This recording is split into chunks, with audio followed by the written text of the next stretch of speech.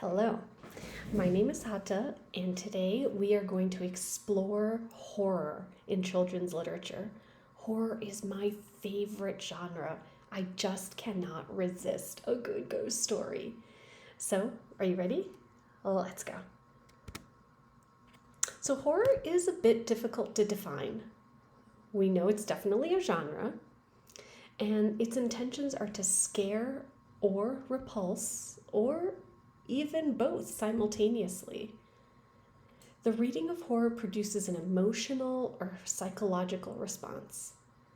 And under the umbrella of horror, there are many subgenres, such as spiritual horror involving religious iconography, crime, mystery novels, gothic literature, which we will be talking about in a few slides, ghost stories, my favorite, children's horror stories, and nonfiction horror. Now, nonfiction horror looks like the nonfiction books that we might see in our classrooms. I know I have a series of them in my classroom, and they look like pictures of animals that we do not want to go near. Sharks with their mouths open, lots of teeth that would scare children. Poisonous spiders, snakes, and all kinds of things that in nature that we don't want to be around. These are all things that are real and they're horrifying to children.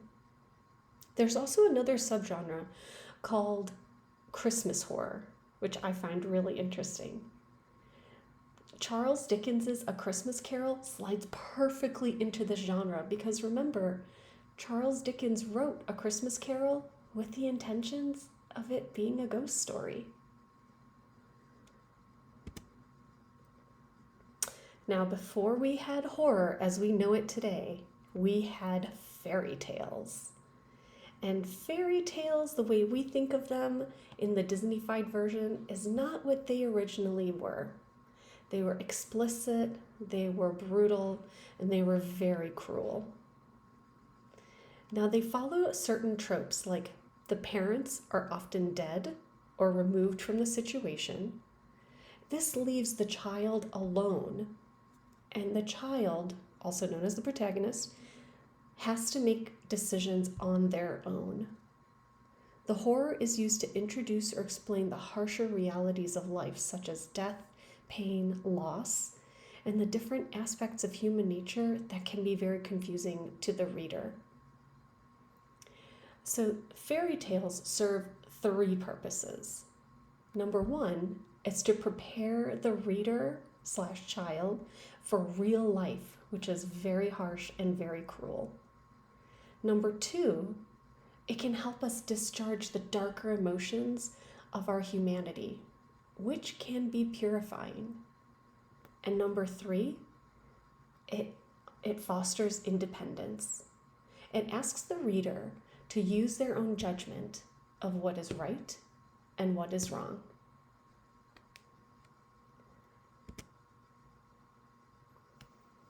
Dealing with death was always done gently, but in today's modern horror, it is not that way anymore. Death has mystical powers, and it's often fantasized with characters interacting with ghosts or mystical beings such as vampires, which dance between the living and the dead. And we also see characters casting magical spells. The line between life and death have become very blurred. In this book, The Scariest Book Ever by Bob Shea, there is a ghost living in a haunted house and he is afraid of his own world. The ghost speaks directly to the reader and asks them questions such as, "Have you seen that? Did you see that? I thought it was scary too, didn't you?" Often children's first introduction or segue into horror is through food. Now, if we know any children, we know that food is a priority.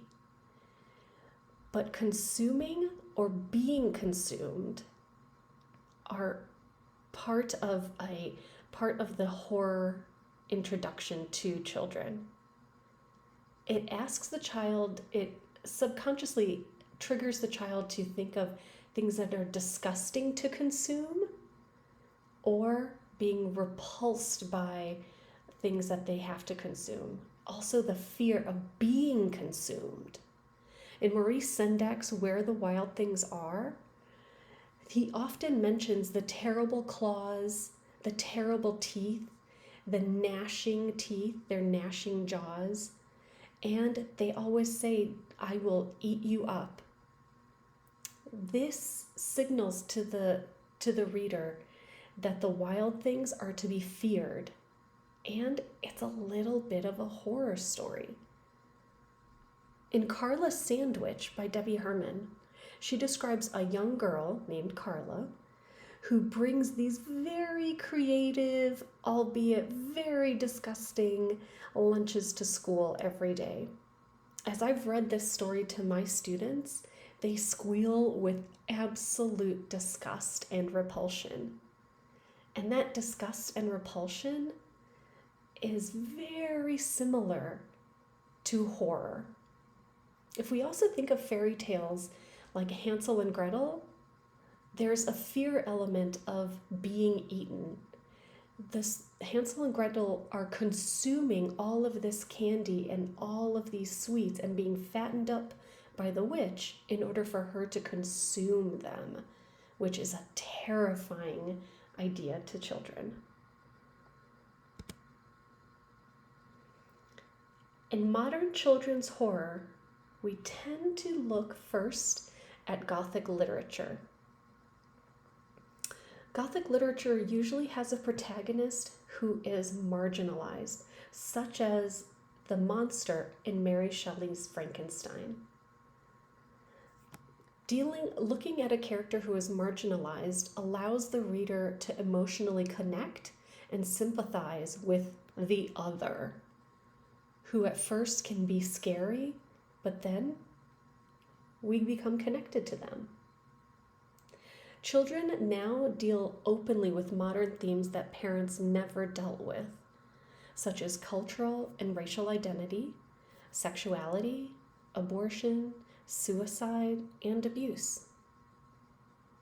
We also see books by African American authors where the protagonist is an African American, like White Smoke by Tiffany D. Jackson. In this book, an African American girl is uprooted to live with her new blended family and is questioning the norms of her new community. Okay, next, you are going to scare up your own adventure. You're going to go on to the activity to make your own horror story. I encourage you to be brave, be scary, and be creative.